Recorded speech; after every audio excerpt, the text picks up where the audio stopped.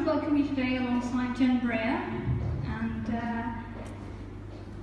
we're really passionate about Unrest's message and believe that T2F is the best place to begin community conversations about the topic.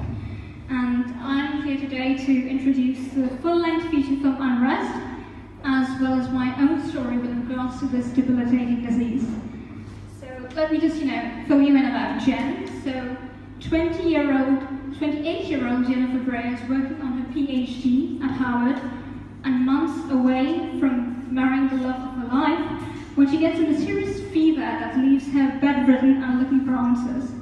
Disbelieved by doctors, yet determined to live, she turns her camera on herself and discovers a hidden world of millions confined to their homes and bedrooms by ME, commonly known as chronic fatigue syndrome, or myalgic encephalomyelitis, I think is the term that you're supposed to use now.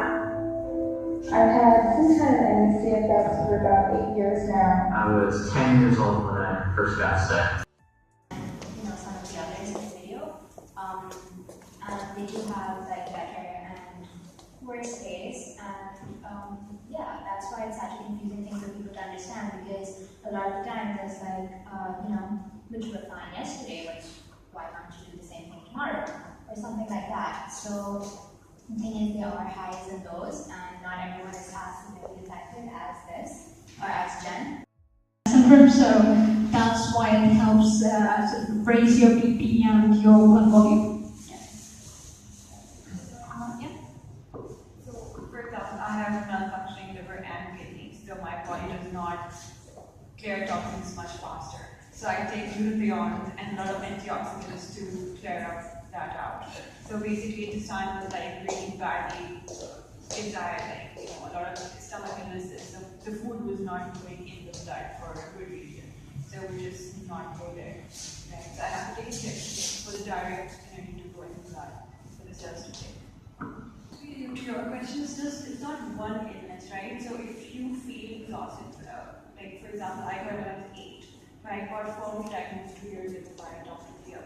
But before that, I went to like endocrinologist, cardiologist, neurologist, gynecologist, and thyroid and gastroenterologist. So we have to go through all that to really, check off everything, and then eventually a psychiatrist, psychologist, therapist, energy meeting, everything that you have to do. And then at the end of the day, you just have to accept it and work around it till, things. And there is a lot of management. I am managing myself. I get, injections every twice a week for a week. That makes me go. I still have flare-ups, but then you just know how to deal with yourself. The sooner you know, the better you can find a way out of it.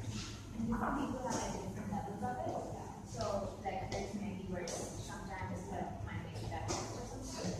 So it's different. It varies from person to person. There's no like one specific like standard of the illness, nor is there one specific treatment. Yeah.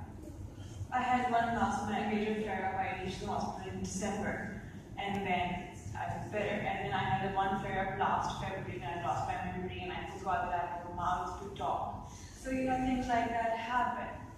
But we learn to be compassionate with ourselves most times.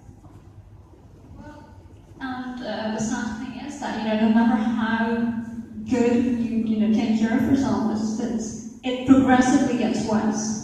You can't stop it. So we're really, with all the researchers that you saw in the film, Dr. Ron Davis and Dr. Nancy Klimas. So they're really working against the clock, because there are some people who are, well, let's just say their survival is not guaranteed, right? So we're really working against the